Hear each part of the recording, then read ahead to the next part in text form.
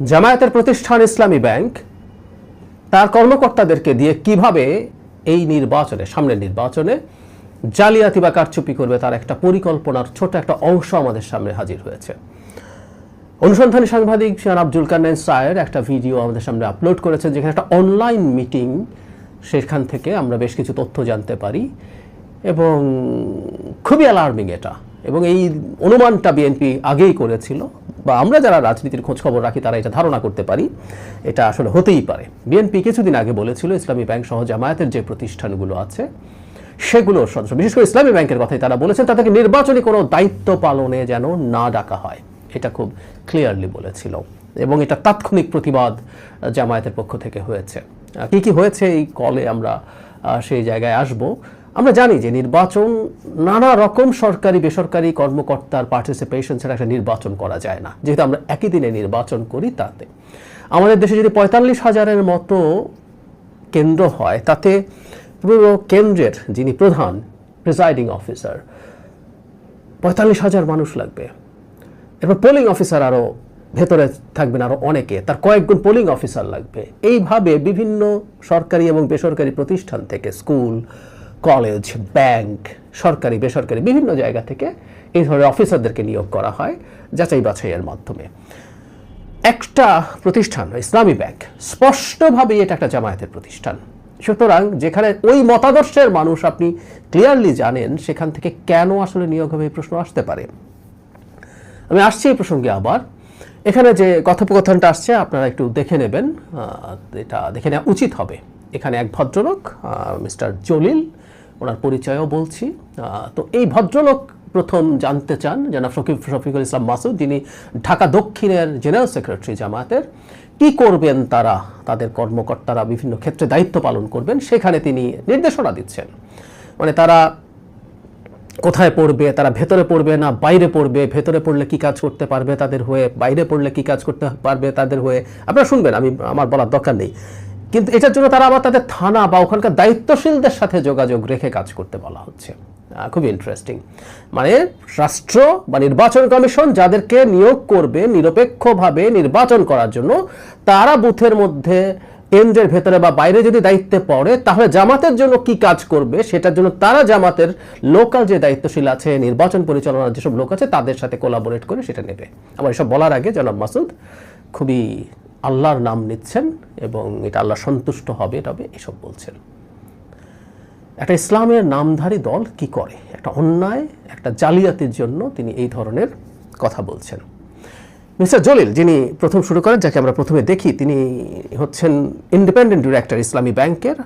তিনি খুবই অভিজ্ঞ, বাংলাদেশ ব্যাংকে ছিলেন, শেষ পর্যন্ত আরাফা ইসলামী ব্যাংকের ডিএমডি হিসাবে 2017 সালে অবসর নিয়েছিলেন। এখন ইন্ডিপেন্ডেন্ট ডিরেক্টর আছেন ইসলামী ব্যাংকে। এখন ইসলামী ব্যাংক জামায়াতের কিনা, বিএনপি যখন ইসলামী ব্যাংকের ব্যাপারে অভিযোগ করেছিল, তখন মিস্টার গোলাম পরওয়ার, জামায়াতের সেক্রেটারি জেনারেল, দ্ব্যর্থহীন ভাষায় বলেছেন এটা কোনোভাবেই জামাতের সাথে কোনো সংশ্লিষ্ট প্রতিষ্ঠান নয়, এখানে সুনামের সাথে এরা ব্যবসা করছে, ইত্যাদি ইত্যাদি ইত্যাদি।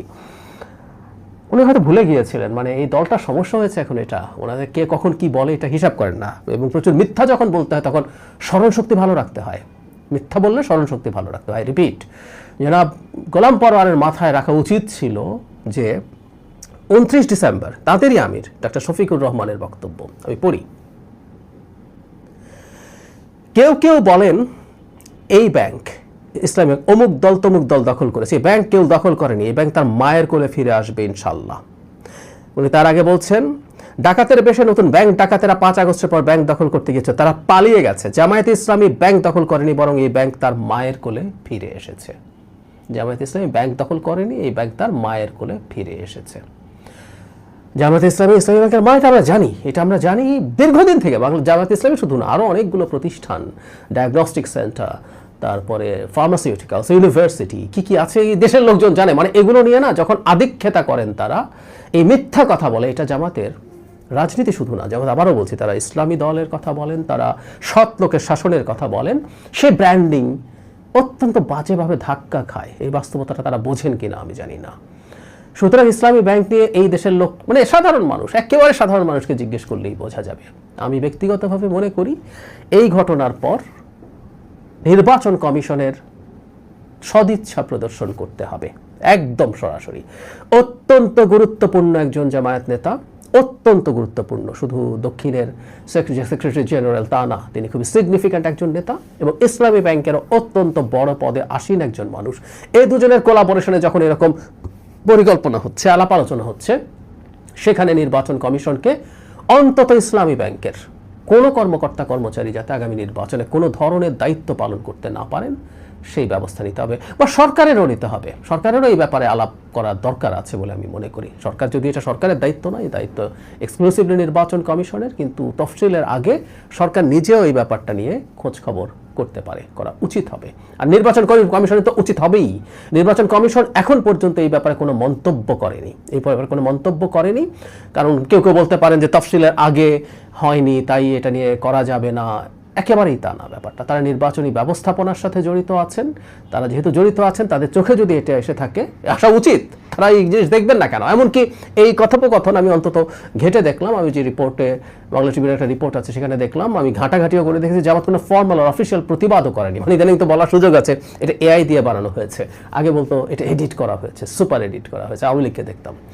তো এখন তো এআই এর বাহানা আছে, এআই এর বাহানা টাহানাও দেওয়া হয়নি, তার মানে এখন পর্যন্ত অন্তত জামায়াতে ইসলামী এটাকে ওন করছে। আর যদি এটা প্রতিবাদও করে, আমি মনে করি এই ভিডিওটার ফরেনসিক করানো উচিত হবে নির্বাচন কমিশনের, ফরেনসিক করিয়ে খুব দ্রুত, কারণ এই তালিকাগুলো হয়ে গেছে বা হয়ে যাওয়ার পথে আছে, এবং যদি হয়েও যায় সেখান থেকে জামায়াতে ইসলামীর এই প্রতিষ্ঠান ইসলামী ব্যাংকের সব কর্মকর্তা কর্মচারীকে অপসারণ করতেই হবে, কারণ এই প্রতিষ্ঠানটা 5 আগস্টের পরবর্তী সময়ে ধাপে ধাপে এবং রিসেন্টলি অনেকজনকে, এটা আমরা মানি, ইসলামী ব্যাংক দখল করার পর এখানে অত্যন্ত অযোগ্য এবং তাদের কতগুলো লোক ঢুকিয়েছিল সবাইকে বের করে দেওয়া হয়েছে, এবং নতুন করে ইনফ্যাক্ট আবার এখন তাদেরই লোক ঢুকেছে, এবং আগে যারা তাদের লোক ছিল তারাই এখন পর্যন্ত আছে।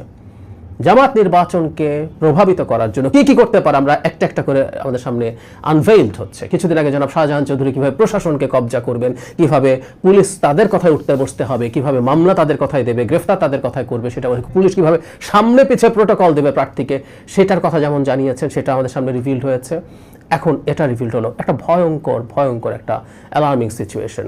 আমরা প্রায় একটা কথা বলি যে আগামী নির্বাচনটা যদি মোটা দাগে, কিছু অনিয়ম হতেই পারে, কিন্তু মোটা দাগে যদি সব পক্ষের কাছে অ্যাকসেপ্টেবল না হয়, অন্তত প্রধান স্টেক হোল্ডার্স, বিশেষ করে পলিটিক্যাল পার্টিস, তাদের কাছে যদি অ্যাকসেপ্টেবল না হয়, আমরা এখন পর্যন্ত গৃহযুদ্ধ টাইপের পরিস্থিতি এড়াতে পেরেছি। আমি বলছি না গৃহযুদ্ধ বেঁধে যাবে, কিন্তু এমন কেওস হবে যেটা ওটার কাছাকাছি পর্যায়ে চলে যেতে পারে, এবং ওই কেওস মানেই হলো আমাদের চরম শত্রুদেরকে সুযোগ করে দেওয়া, সেটা আওয়ামী লীগ হোক, সেটা ভারত হোক, বা সেটা আর কেউ। আমি একদম দিব্য চোখে সেই সংকট দেখতে পাচ্ছি।